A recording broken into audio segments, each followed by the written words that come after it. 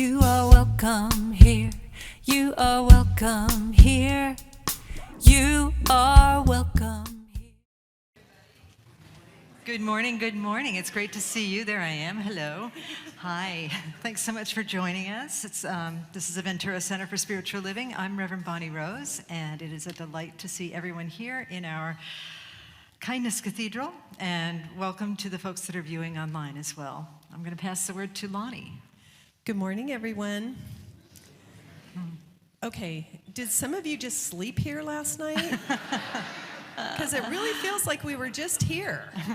You may want to explain what that's about. I thought you would never ask. Okay, all right. So we had a fabulous Gourmets for God last night, the practitioner Gourmets for God, and karaoke. Let's give it up. And there's talk that you also could participate in karaoke next year. More to follow. Yeah. But in the light of that, so that those that you didn't get to join us last night, I see we're not even awake, there's extra spaghetti, and it was delicious. So go see Kim at the concierge desk after service. Kim? Mm-hmm. There's a little Kim. There you go. She may make you do a little karaoke for it. Just saying. Be prepared to sing, okay? Be prepared to sing. Right. Sing for your supper and you'll get... Okay. We could just go on. Yeah, we could. Yeah. So glad that you joined us this morning. It's the Kindness Cathedral where we be love, share love, serve love. Where we what? No. I don't know. Lonnie and I were out late last night singing karaoke. It's going to be that kind of a morning, folks. But we know that Jackie Simone is with us, and she's going to be wonderful. Right? And we've got our amazing tech team and our amazing volunteers and our amazing Chris Kimbler and our amazing Bill from Youth and Family. Come on up. Good morning. Good morning, Bill. You guys want to come down and join me? You're welcome. All right. If I can. Got it. Any young person is welcome to come, even if you've never sat on this stage before. Just letting you know. Okay. As Reverend Bonnie said, I'm Bill Hadris with Youth and Family. Life is eternally good, eternally loving, and giving. We depend on this. But where can we find faith in it? Have you ever been to Antarctica and seen the emperor penguins? Got one? Anybody else? Have you ever walked across the outback of Australia?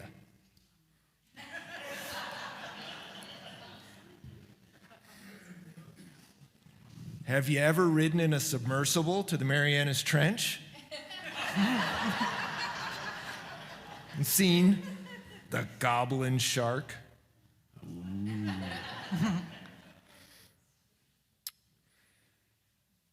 Well, then how do you know they exist?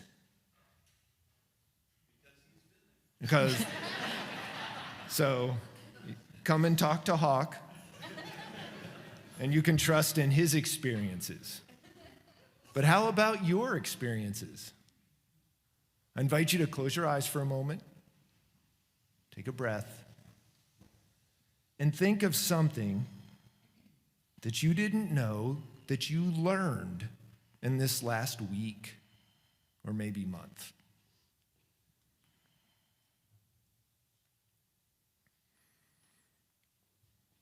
Everyone got something? So, if you just learned it, when did it exist? I'm guessing long before you knew about it. We have faith in the universe all the time, even when we are not conscious of it. Who thought yesterday, will the sun really come up tomorrow? No? Okay. You all have faith. I invite you all to repeat after me. Life is good, and I can see it. Life is good, and I can see it. And so it is. And so it is. Thank you, Mr. Bill. And we're going to have some prayer from practitioner Vicki. Good morning, practitioners, ministers, standing in this presence of love, beauty, compassion, and the witnessing of the truth that is here right now in this cathedral of love. So I know that there is one life.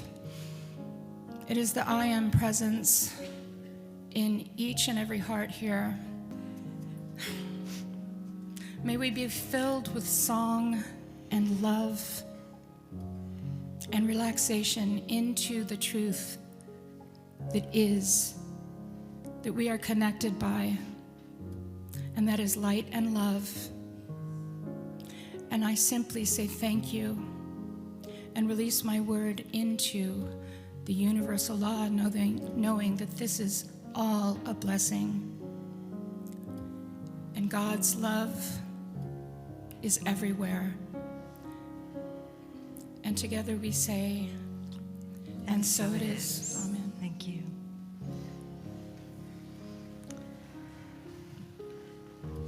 So breathing into that stillness that Vicki co-created with her wonderful words, let us breathe in and breathe out and become still and know that power and presence of the life within us, the life energy, the force that we call God, that beautiful, beautiful power that is both humble and exalted all at once.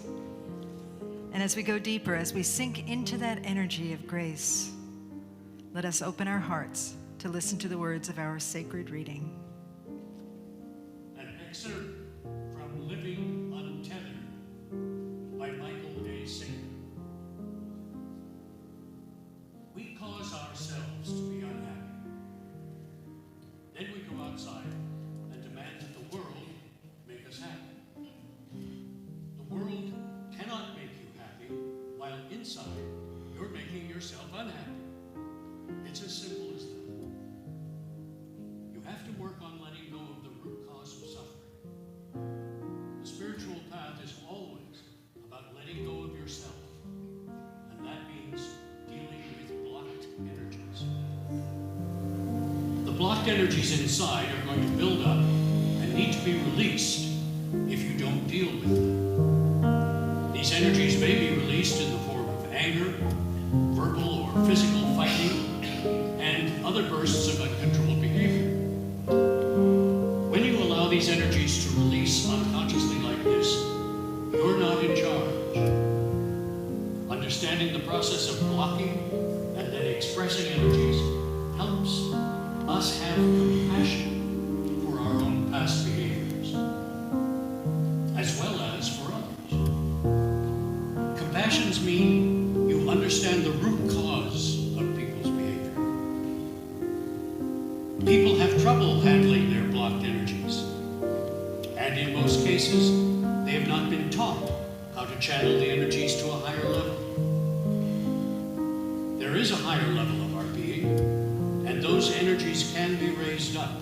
You have to access a much higher way to deal with inner energies than to simply set them aside and let them express. That doesn't mean they should be suppressed. Your choices are not limited to expression or suppression.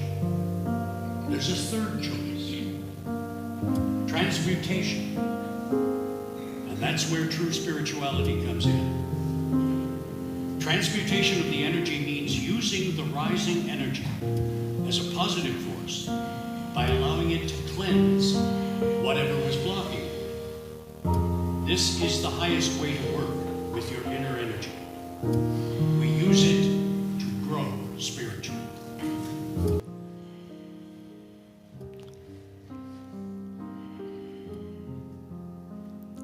And using that place, that higher energy within us to grow spiritually. Today we once again celebrate the direct path the awareness of the I am presence. That energy that moves and lives and has its being through all things, through every atom, through every particle, through the stars and the sun, through the stardust that is who and what we are, that is in every being, everywhere. Today we remember the I am presence, the I am that we are, consciousness, awareness, life itself. And as we remember for ourselves, we remember the I am for all beings everywhere, for we are one. Together, let us sing, I am remembering who I am. I am remembering who I am. I am remembering who I am. I am remembering.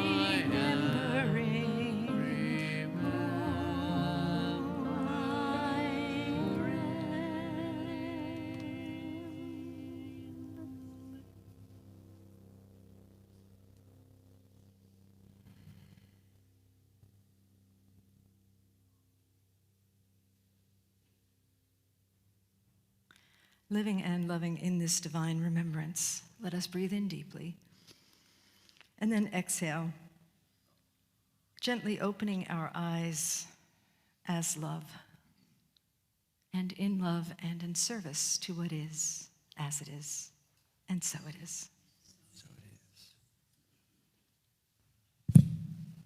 Good morning, Ventura CSL family.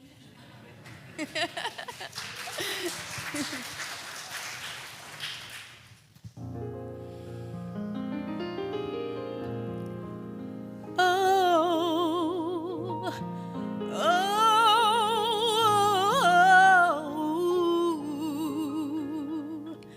yeah.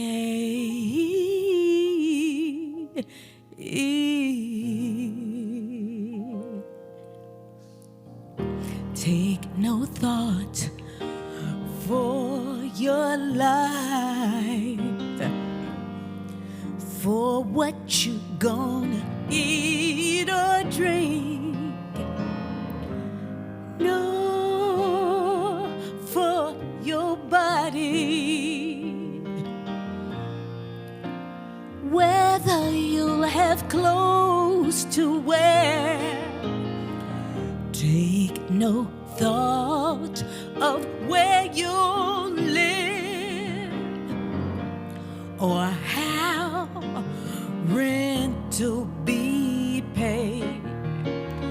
Your heavenly Father knows all your needs way before you say, consider the lilies of the field and how beautiful their clothes. They don't worry, toil or spin, 'cause here's one thing they know God, yeah. They know God, hey.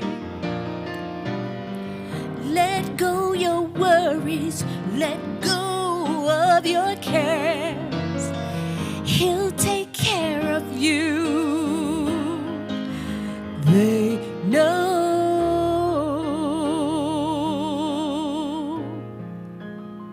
Chris, you sound so beautiful. Take no thought for tomorrow. Does doesn't matter what you've been through. Tomorrow will take care of itself. Pray, affirming the truth. Birds don't worry about how they're gonna live, singing their songs freely they give. They can soar to the highest heights, unafraid of the flight, and consider the lilies of the field and how beautiful their clothes. Yeah, they don't worry, toil or spin, 'cause here's one thing they know. They know God, yeah, has them in our hands, yeah. Put your faith, your trust in the Lord. She'll take care of you. They know.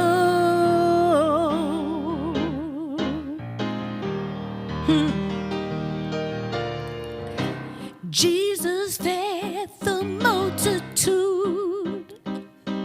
turned water into wine,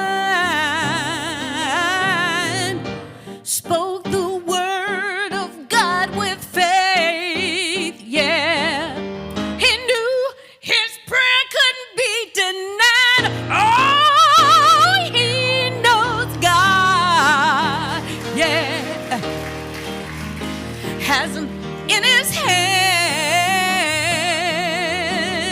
yeah. Ooh, do you know? Do you know? Do you know?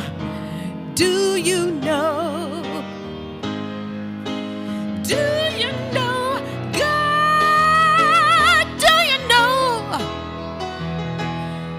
Do you know God? Yeah. Put your trust, your faith in the Lord.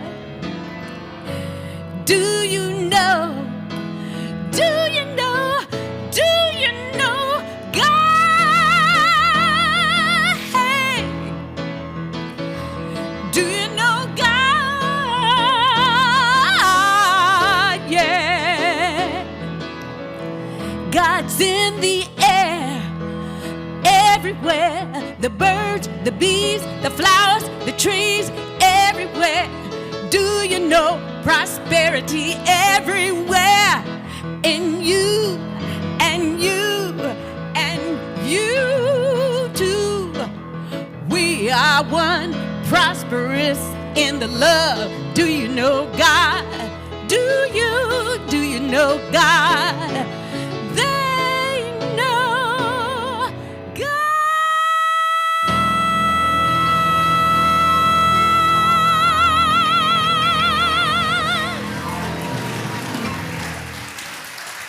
Thank you.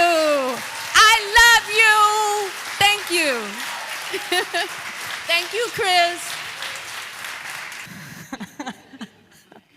It's amazing.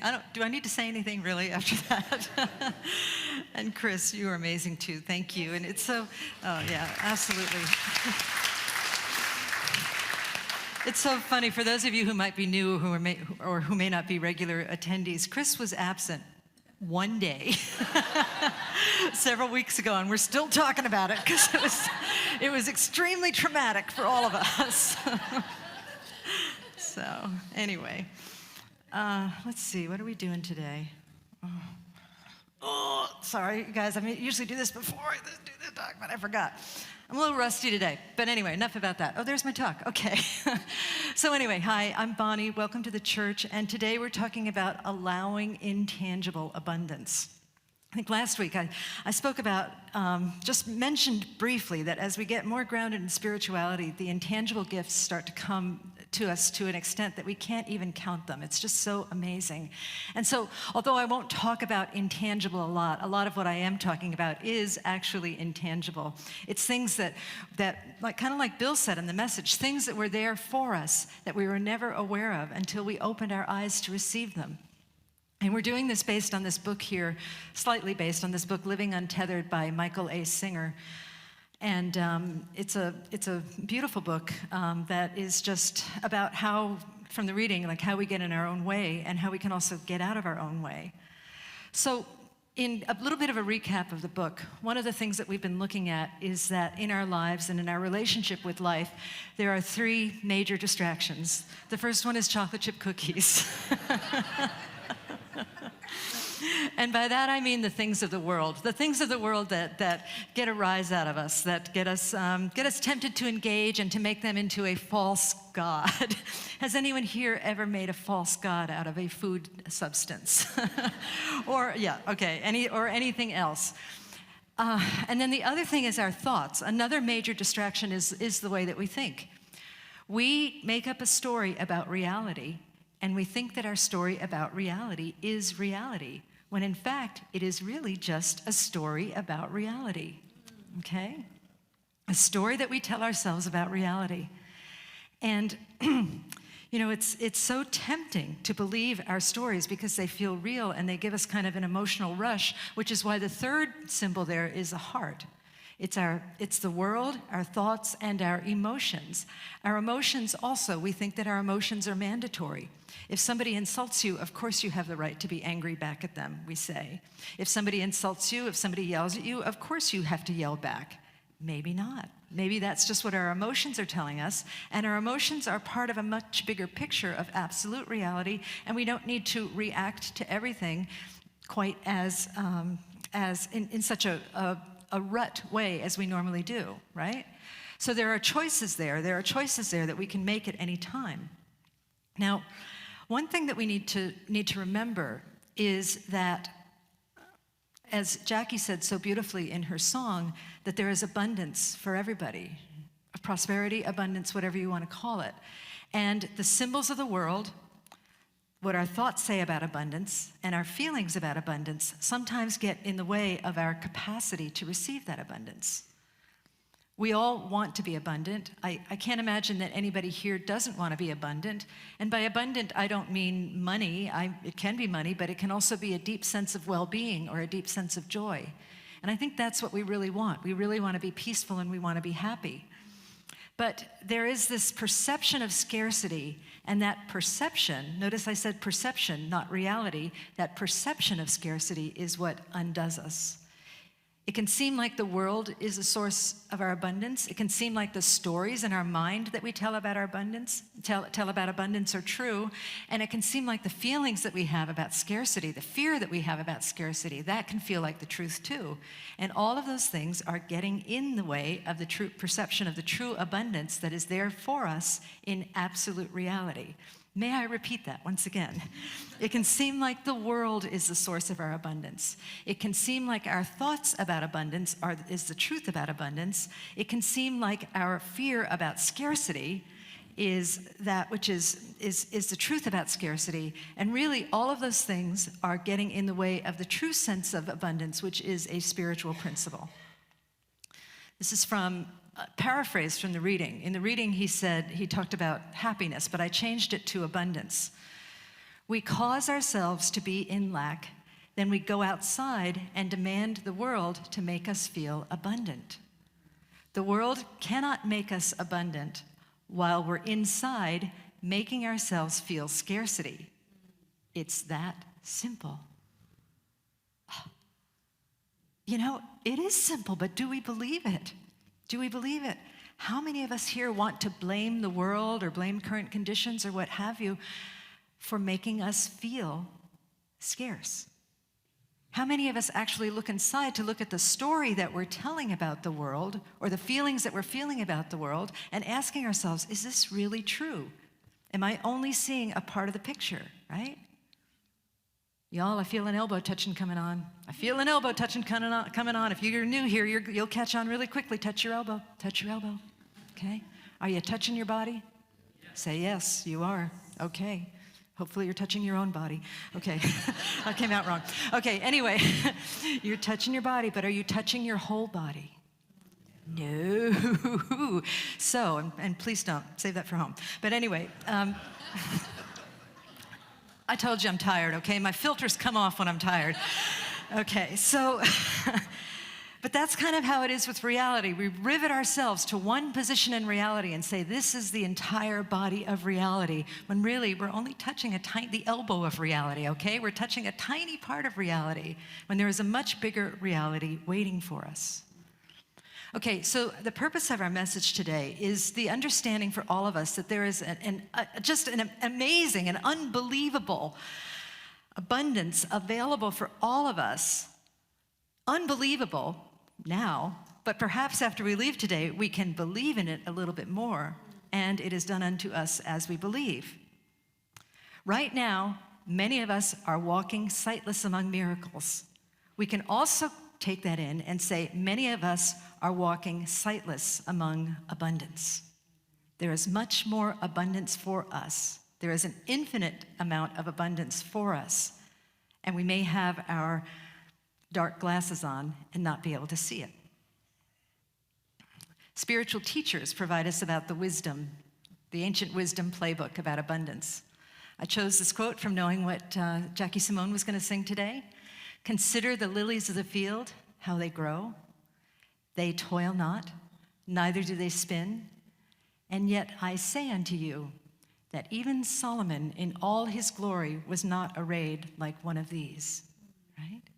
The lilies just sit there and allow themselves to be abundance, to be abundance, to be abundant.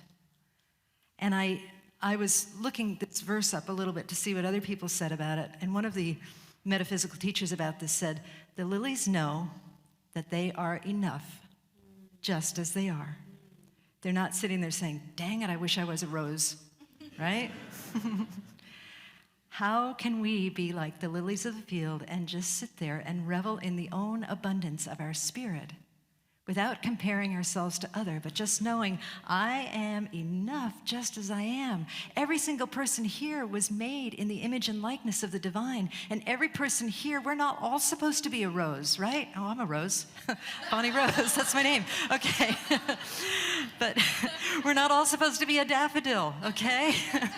We're all unique, and each part of us has a unique piece to play in the puzzle known as abundance. There's another rule from the ancient wisdom playbook, and this quote usually uses the term love, but I changed it to abundance because love and abundance are the same thing. Love, abundance, joy, peace, happiness, they're all the same thing. They're all qualities of the divine, that which cannot be described, right? So the ancient wisdom playbook says, your task is not to seek for abundance, but to merely seek and find all the barriers within yourself that you have built against it. We don't have to seek for abundance. We look within and see how we are avoiding abundance, how we are walking sightless among abundance, how we are wishing that we were a daffodil when we're really a daisy, okay? Like that. That's by our brother Rumi, okay, a mystical Sufi teacher, okay? And then Michael Singer from our featured book here. This is the Modern Wisdom Playbook because he's a modern author. He says, transmute your energy of scarcity. Your life is your guru. Wake up and make something great of yourself. And I'll say that slightly different. You know, the thing is that we are already great. Every single person here is already great. It's more like wake up and see your greatness, and then the greatness will pour through you in surprising, wonderful, and yes, sometimes intangible ways. Sometimes intangible ways that you're the only one can see, but when you see it, you know it. When you feel it, you know it. Okay? So let's see. A little bit about, so that's really, I have a slide here, let me see. Okay, so today we're going to do 3 strategies for doing that, for waking up and making something great of ourselves. Oh, yeah. Okay, you might wonder why I have a cat with a pumpkin on its head on this slide. Yeah, it's cute, right? Yeah. When a few weeks ago we were talking about how there's energy centers that form in us, right? That our perception of the world and that our thoughts and our emotions create these, in the Buddhist teaching they call it samskaras, and they're really like pockets of energy that are like really tightly knit. And I thought of it as like knitting a sweater, right? But I couldn't really find a good picture of an animal wearing a sweater, so I got a cat with a pumpkin on its head. Hope you don't mind. And it's seasonal. But anyway, the reason I went with a sweater is that we can unravel a sweater really easily, right? Has anyone ever had a sweater unravel, not on purpose? It's not fun, right? It's really easy. A dog can do it, right? So that's what we're doing, is that we're unraveling our energy centers that we're holding around scarcity in order to create the spaciousness to allow that omnipresent abundance that is already around us, running through us, running in us, running around us, allowing that to come in and inform our lives from the inside out. So the 3 strategies are this, and then I'll talk a little bit more. The first one is to transform your what ifs, okay? The second one is to intend to be satisfied. And the third one is to project all sufficiency, okay? So we'll get back to that in just a minute. But in the meantime, I want to talk a little bit about scarcity. Why is scarcity so compelling? A lot of it has to do with our biology, okay? We were made to predict lack or to predict threats. Hence the picture of Fred Flintstone, okay? So, you know, in the days when we were running around in packs, having to forage for food and all that, we had to plan ahead. We had to plan ahead to predict that this could go wrong, and then we need to fix it over here. And we've never quite lost that tendency to plan ahead and to be hypervigilant about threats. And sometimes it gets a little carried away, and we're hypervigilant about threats that aren't really threats. Now, this doesn't mean to ignore threats. This part of our brain, this part of ourselves that is aware is absolutely wonderful, and it helps us navigate a lot of things in life. But it does get a little bit overzealous sometimes, in that we get so scared that we're like holding on too tight. So our biology conditions us to look for patterns of threat, and then because we believe it, we start to see threat in everything. That's where it starts getting us in trouble. And then through that, we develop what I would call scarcity bias, okay? I don't watch the news a lot, and the interesting thing is that because I am somewhat politically non-binary, I watch both sides of the news, and it seems to me that there is a, you like that? It seems to me that there is a scarcity bias on both sides, you know, on the news, and in what we see in Facebook, what we see in Nextdoor View. Oh my God, Nextdoor, you ever see that app, Nextdoor View, where everybody's complaining about everything? It's like somebody's gonna take my toys. Somebody's gonna take my toys. I see that with the dogs all the time. Oh my gosh, I've got these 2 big dogs at home, and they are constantly jonesing for who's gonna get the best piece of food. Constantly, okay? And we're a little bit like that too. And everything that we see around us starts to look like scarcity, starts to look like a threat. This is gonna be a threat to me. This is gonna be a threat to my safety, my security. Oh, this is gonna be a threat to my esteem. This is gonna be a threat because it means that I won't get as much attention as I deserve. How about that? This is gonna be a threat to me because I won't get as much love as I deserve. I won't get as much appreciation as I deserve. All of that becomes our gospel, our inner story, and we create emotions around it, and then it tends to get stuck. I had an example of this. A couple weeks ago, I think I told you that I served at my nephew's first grade birthday party, and there were, how many? Let's see, 25 of his closest friends there, and it was so much fun, but oh my goodness, they were like wild animals. They were wild animals. And one of my jobs was they had some gluten-free, dairy-free things, some cupcakes, and the cupcakes were really special looking. And those kids were on those cupcakes like a pack of hyenas. Oh my goodness. They were all over them, and it wasn't time to eat the cake yet, so I had to guard the cake. I'm surprised I got out of there alive, people. We have this thing of not enough, and then we all clutch at it, and then that just reinforces the scarcity bias.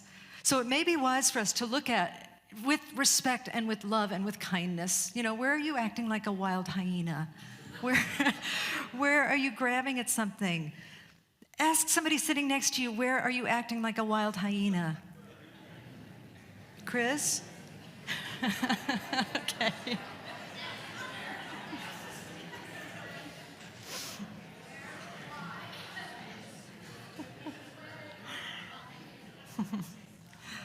I hope that was fruitful for all of you, but if you didn't come up with an answer, think about it some more when you go home.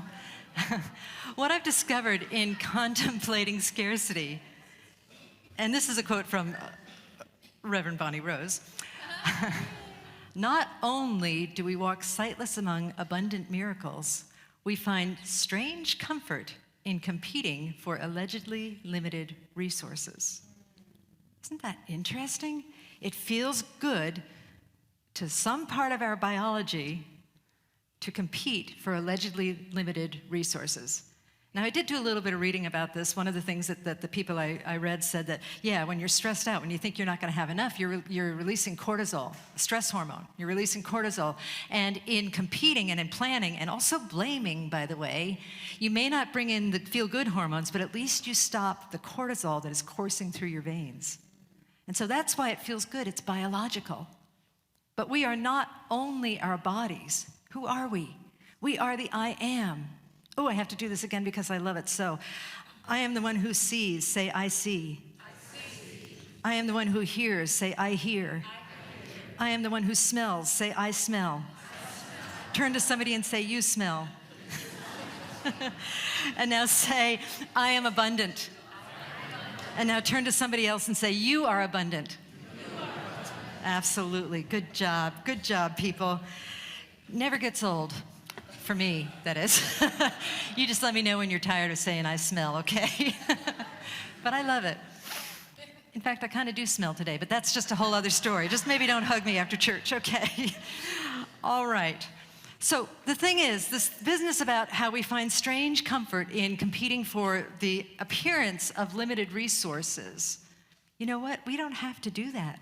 We can find our comfort in God. We can find comfort in faith, as our beautiful singer sang about. We can find comfort in the divine knowing, in the divine trust of the abundance, not only for ourselves, but for everybody. Abundance for everybody.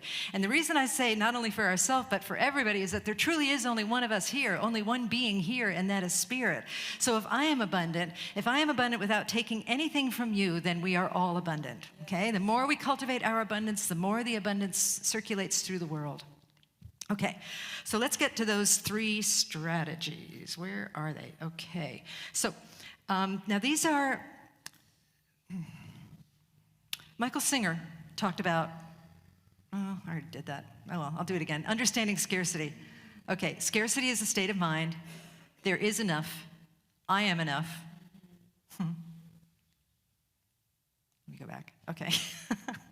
I'm a little rusty. I'm just changing my style here, and I'm still getting used to it. Okay, I want to say a little bit about there is enough and I am enough. A lot of people believe that the source of scarcity is not only that we don't have enough, is that we believe that we are not enough, okay? And that we project that outwards in terms of manifesting and seeing and living with the appearance of scarcity all over and everything, okay? And then there is this way out. There's this way out.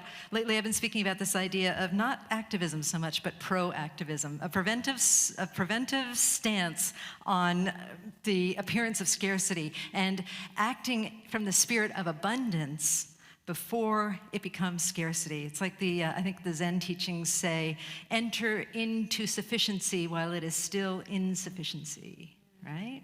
Okay, so it's that. Enter into abundance when it still feels like scarcity. And we do that through proactivism, through our thoughts and our behaviors, because thought changes behavior. We change our thinking, we change our lives, but also behavior changes thought. It's a Mobius strip. That's why I have a Mobius strip on there. The two interplay together in mystical, marvelous, and wonderful ways. So if you don't feel like changing your thought, then change your behavior. If you don't know what thought to change, then change your behavior. If you don't know what behavior to change, then change your thought, okay? Either one will do. Either one will change your life and help us be far more open to abundance. Okay, so the first strategy is transform our what-ifs. Some of us in the denomination are taking this class it's called the 4 Pivots, and it's about reimagining justice. That some of the ways that we are doing justice work in this particular country here are not working for everybody. And it's written by this black man named Sean Gingrite, I think is his name. And he's not a metaphysical teacher, but it is very metaphysical in its own way.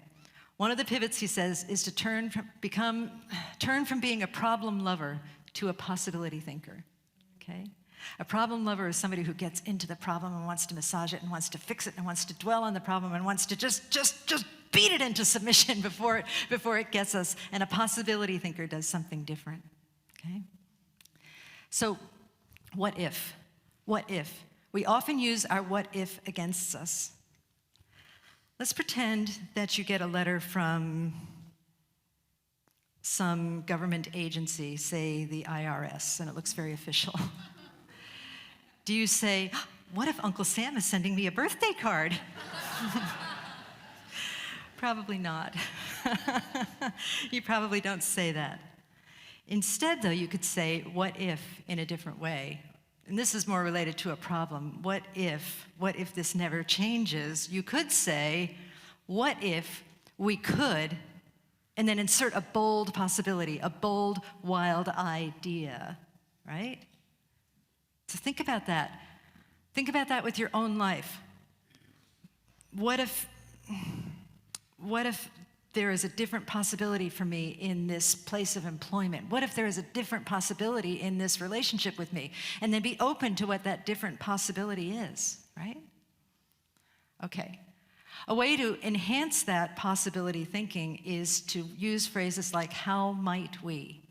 How might we? And then use words like build, create, form. Not how might we fix that stinking problem, but how might we build something new? How might we create a magnificent solution that works for everyone? How might we form some type of a support team for this thing that is going on? Using words like build, create, and form, okay? So that's transforming our what-ifs into a what-if that leads to the greatest possibility, that leads to something new, that something has not been imagined yet, okay? And then strategy number 2 is to intend to be satisfied in all things. Intend to be satisfied, happy, and abundant in all things. And what I think about that is find the gifts. Find the gifts. When I was in college, my sister and I were having a very intellectual conversation on the phone. My sister is rather intellectual, as my whole family is, a bunch of competitive intellectuals, but it didn't ruin my childhood at all.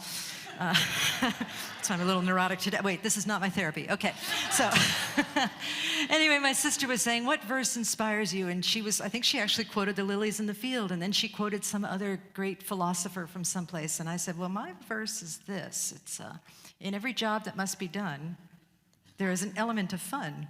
You find the fun and snap. The job's a game, everybody, and every task. Okay, never mind, it's okay. All right. Intend to be satisfied in all things. If something is frustrating you, if something feels scarce, can you find the joy in it? Can you find the abundance in it? Can you find what is working and then focus on that? And guess what? What we focus on will expand. Where energy goes, where attention goes, energy flows, right? Yes. Last year about this time, we had a yard sale. Anyone remember our yard sale? It was an afternoon in the abyss of hell, basically. That's what it was. Because it was the hottest day of the year. It was hot for Ventura. It was like 100 and something degrees. And now sort of the joke for me is like, we had a few days that were pretty hot, and I'm like, you know what? Now it's time to have a yard sale because it's boiling hot. It was horrible. But afterwards, because it felt like kind of a bomb because it didn't work out quite as we expected. But Jennifer and I, who worked on it together, were like, okay, we're going to find 10 gifts in this yard sale. And we didn't find 10 gifts. We found 20 gifts. 20 gifts. So if we start asking ourselves, what is the gift in this, then things change. That is learning to be satisfied in all things, because there is always something to be satisfied about if we can find it, right? Okay. Even when life is really, really, really, really hard and awful, there is something to be satisfied in.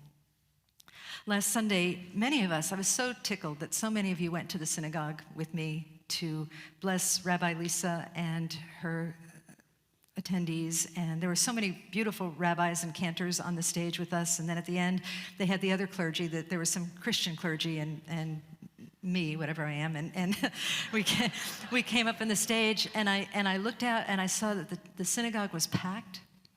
And it was a tragic service. There was so much sadness and so much grief and so much anger. And yet when I looked out and saw that packed synagogue singing a song of hope at the end of the service, it was like the Grinch. My heart grew 3 sizes, and I had hope. And I had the aspiration to be more of a light for goodness and grace in the world. And that rose up out of darkness, folks. So even in difficult things, we can find a way to find something satisfying. And the thing about that service at the synagogue was that it activated my compassion in a deeper way than anything ever has before. And compassion, again, is the essence of God, because I find that compassion, which is both suffering and joy mingled together to suffer with, but also suffering comes from great love. I found that it gave me this sense of connection to all sentient beings everywhere, including our Mother Earth. So the point is that no matter what's happening, there is a way to find the satisfaction in all things. And then the third thing is, strategy number 3, is to project the all-sufficiency of grace always. Thy grace is sufficient unto thee. My grace is sufficient unto thee, however it is. My grace, the grace that I have been given, is sufficient. If you or I know that we are so all-sufficient, if we have enough, if we are enough, then we can project that outwards. We can project that outwards and know the all-sufficiency of others. And that means that we pay attention to others, that we don't cling at them, but we give them space. We pay attention to them. We listen. We give ourselves abundantly. I think it all boils down to starting with knowing that we are sufficient, that we are enough through God's grace. Is a lily sufficient? Yes. Thank you. Glad nobody said no. Look at this picture. I don't know if you can see it, but it's a ladybug. It's a ladybug on a flower given to us by Brother Norm, wherever he's at. And is the ladybug sufficient? Yes. And you know what I love about this picture is that the flower is not complete, but is it sufficient? Yes. Are you sufficient? Am I sufficient? Yes. You're welcome. I humiliate myself for the congregation. That is me with a dog cone on my head, because that's what you do with a dog cone, right? Okay, so we project the all-sufficiency of grace onto all things. If I am sufficient, then you are sufficient too, because there is only one of us, and then we act like the truth is true. We live like the truth of your sufficiency is true. We bow at each other's feet. We say, you've got so much to offer me, I want to listen to you. And I've got so much to offer you that I just give myself away. What would that look like specifically for you? Because so many of us feel like we're scarce and we're holding on and we're being stingy with our love. But what would it look like to pour our love out? And again, sometimes setting a boundary is pouring your love out, because setting a boundary takes risk. But to risk our heart, to recognize the sufficiency in all beings. We jump back a minute. One of the reasons that setting a boundary is a beautiful form of sufficiency is that when we set a boundary to someone who is treating us badly, we are in effect saying, I know you can do better. I know you can do better. I know you can be the grace and the goodness and the kindness of God that intends to show up with you, but you got that little sweater on your head and you got to unravel that before I'm willing to talk to you. Maybe not quite in those words, but something like that. That's what you're saying, basically, okay? So, we are arrayed in divine glory. Another way to demonstrate the all-sufficiency of grace is service. Service with right intention. Service, knowing how much we can give. Proactivism, knowing that we can heal the world simply through our intention to serve wherever we are. Last week we talked about just picking up a piece of paper when you see it. Just picking up a piece of paper and throwing it away without making a mini-series in your head about who threw the paper and how now you have to pick up all the paper. Just pick up the piece of paper and throw it away, okay? Service wherever you are. Now, the thing is that as we get good at this, as we get strategic with this, the degree of abundance that we will experience is just magnanimous. It's subtle, it's deeper, it's wider, it's more profound, and it is omnipresent. So that's my urge for all of us, is to practice these principles, to know abundance for ourselves and to know abundance for the whole world. Because guess what? When you know abundance for the whole world, you are living in alignment with truth. Yes. So let us affirm that now together as we say. Let's do this together. Here we go. I am abundant. I have enough. I am enough. I live like abundance is true. Because it is, and so it is. Namaste. Namaste. Oh, thank you. All right. So let us just turn within and just trust and bless that these words have been spoken with heart and intention to serve, and that the divine spirit of love is with each of us, filling our hearts and minds and beings, and trusting and knowing that all is well. And that opening us up into that grace, we connect with it. We connect with it and know it as our own. And in this place of knowing, we trust that inner transformation is taking place, inner evolution, because we are always evolving like a flower unfolding. And that we just absolutely know that our lives are blessed and very blessed, and even more blessed as we realize that as we are blessed, we are a blessing. And so I affirm the blessedness of every single person here, that you were blessed when you came in, you'll be blessed when you leave, and you'll be blessed always because you are. I give thanks for this. I give thanks for this teaching. I bless all paths to God. I give thanks for transformation. I give thanks for everyone who said yes to truth today. And with a heart that is so filled with God, I say thank you, Spirit. Thank you, love. And I release these words into the divine mystery. And together we say, and so it is. Namaste. Thank you for that. Wow.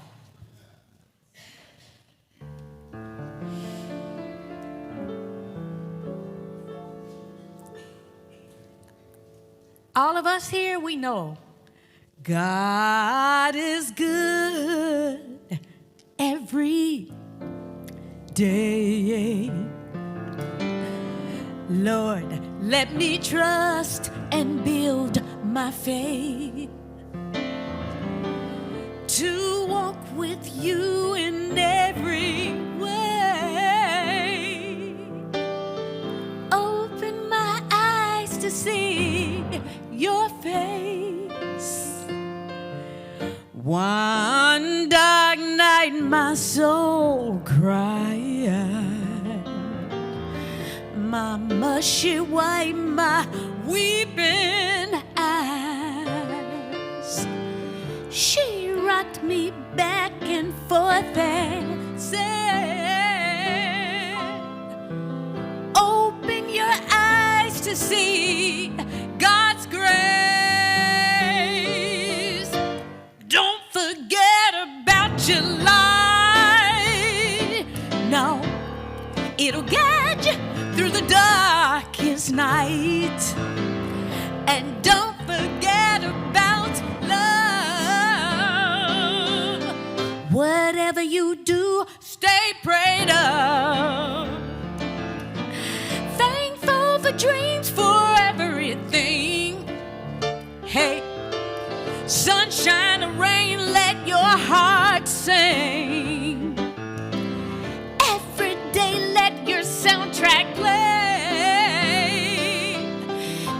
symphony, then celebrate. So play and pray. Come on, Chris.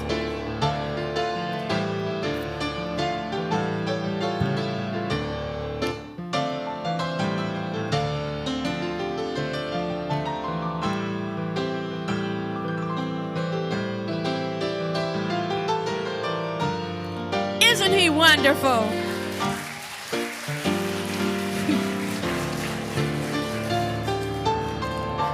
Don't forget about your life. No, it'll guide you through the darkest nights. And don't forget about love. Whatever you do, stay prayed up. Here's what my mama said to me. There'll be times when you are tested to stand in the truth. Just know that you can rest in God's grace to see you through. To him that's given, more is required. A pearl, a great price to pay.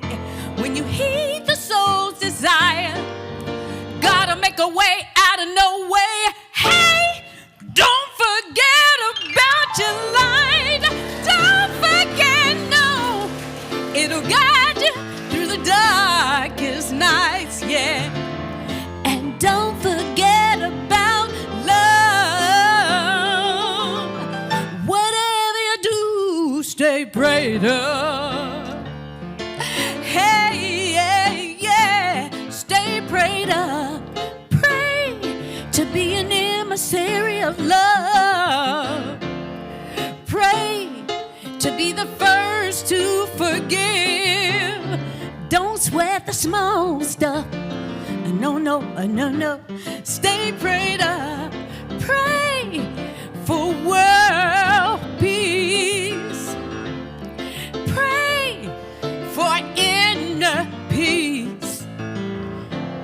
Stay, pray, love, pray, stay. Pray, pray every day. Stay, pray. Oh,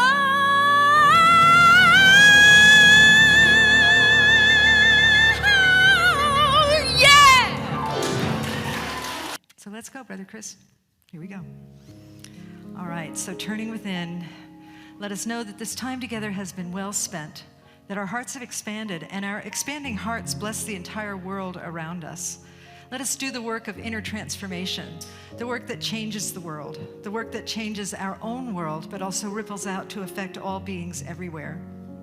So with gratitude, I just am so happy for the folks that said yes to being here at the center, for lending your consciousness and your energy to this spiritual soup that we're creating here, and absolutely knowing that this has been just a glorious time filled with love and joy and great music and great reading and great community, most of all. So with a heart filled with gratitude, just thank you, God. Thank you, Spirit. Thank you, love. I release these words into the divine mystery, and together we say, and so it is.